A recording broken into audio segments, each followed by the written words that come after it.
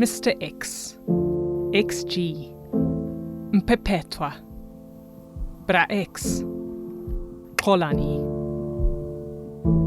A journalist, a gentleman, a fierce proponent of democracy. It is 3.5 minutes after 6. A very good evening to you and a warm welcome to our special broadcast here on 702 and Cape Talk. Xolani Gwala has been a steadfast companion and champion for South Africa on the air and off over his 24-year career. He was irrepressible. Well, that's pretty obvious.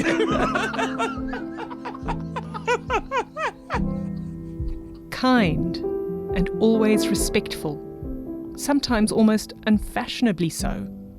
It is the exclusive interview with the President of the Republic of South Africa as well as the President of the governing party, Mr. Cyril Ramaphosa, who joins us here in the studio.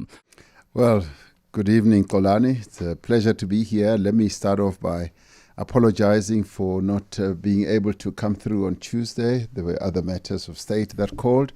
Certainly. But I'm really glad to be here, to be having a conversation with you where you will be answering all my questions. Oh, thank you. Thanks indeed, Mr. President. We really appreciate your time. But Xolani was always ready to challenge lies or spin and ask the difficult questions. If you touch Bathabile Dlamini, you will see flames. So there are people in the ANC who think that she's untouchable or she's one of those who are untouchable. Do you feel empowered? Well, as president of the ANC, president of the country, yes, I'm empowered. I have not seen any flames. Well, because you haven't fired her. Though no matter how heated the topic, Xolani was never one to stand in the way of the story. Every moment, and I know that it sounds like a cliche, but every single moment on radio is magic. Magic because it doesn't matter who you talk to. You could be talking to the king, you could be talking to the president, you could be talking to an ordinary South African. But there is just that absolute inspiration that comes out of every moment on radio. In 2013, as a seasoned and highly respected talk show host, Xolani returned home to 702, this time as the host of Afternoon Drive. And in December of that year, he helped the nation mourn the loss of Nelson Mandela. Reverend Jackson, it is a pleasure talking to you again. Firstly, what went through your mind when you heard the news last week, Thursday, that our beloved Mandela has passed away? It's like when his body was released, it shook the world. When his spirit was released, it shook the world.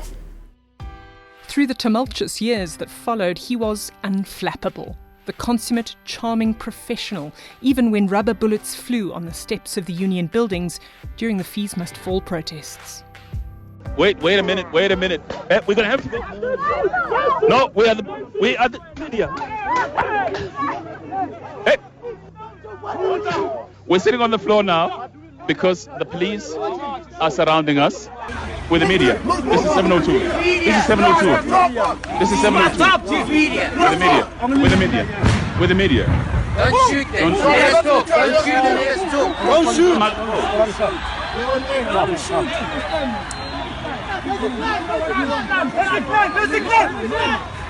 Stand.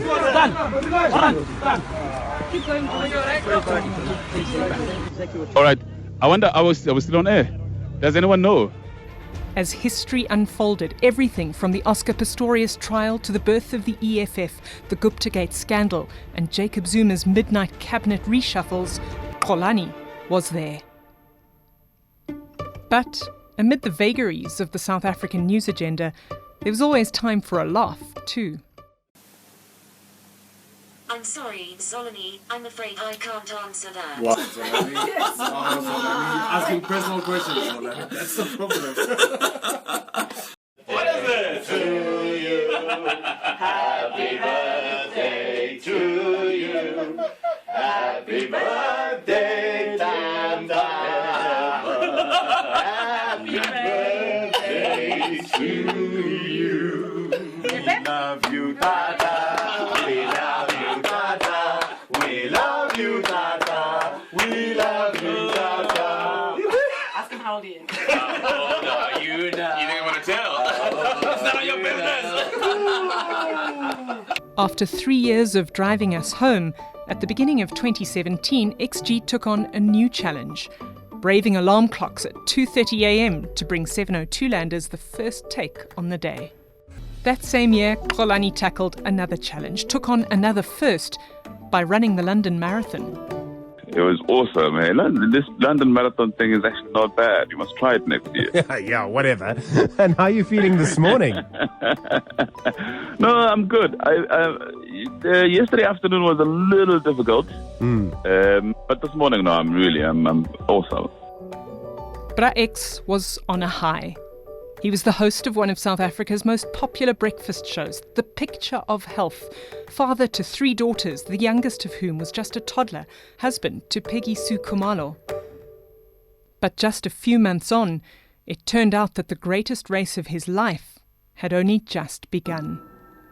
We've had all sorts of questions and plenty of people have been asking, where is he all right? And Xolani Gwala decided that he would tell you himself where he is at the moment.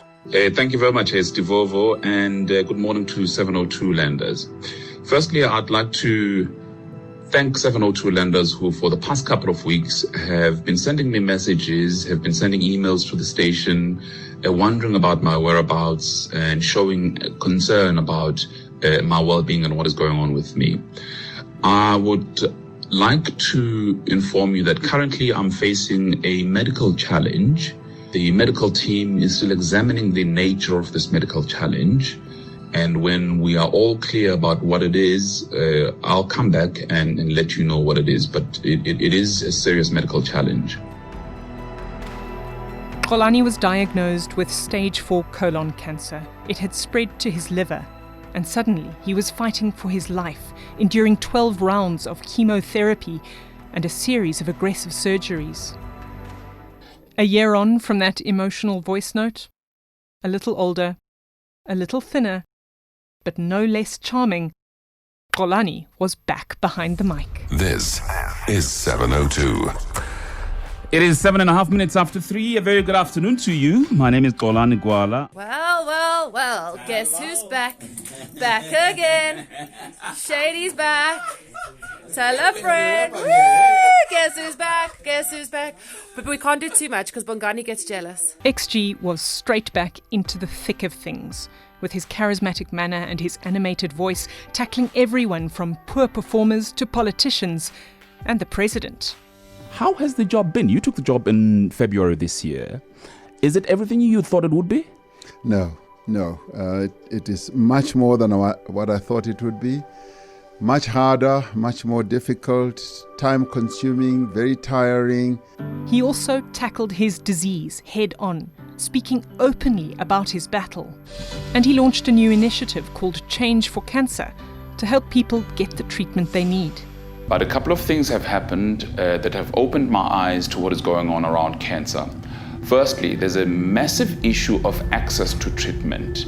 Not many people have access to treatment. In fact, if you're not one of the 16% in this country that have medical aid, treatment is almost always impossible for you.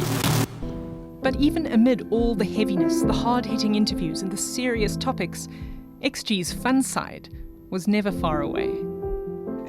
A few months later, the cancer came back. Xolani once again hung up his earphones and headed to Israel for treatment. But in the end, the disease claimed his life. South Africa has lost one of its most passionate proponents, a true gentleman, a legendary journalist, the most beloved laugh on the airwaves. Even with Xolani gone, we carry with us his passion for democratic debate, his love of life, and his generosity of spirit. The one thing that I think I've learned is just to be grateful. I'm grateful for every day that I have, because you just never know what's going to happen tomorrow. Grateful for family, grateful for friends, grateful for, I had a very long chat with one of the doctors after the operation at Mill Park, who said to me, don't worry about what happens next, just be grateful for the now. And I think that's just the most amazing lesson. Be grateful that you are here in South Africa. Be grateful that you have medical aid. You are able to come here and do the things. Be grateful that you had the doctors that you had. You have the family that you have. The lesson is that be grateful.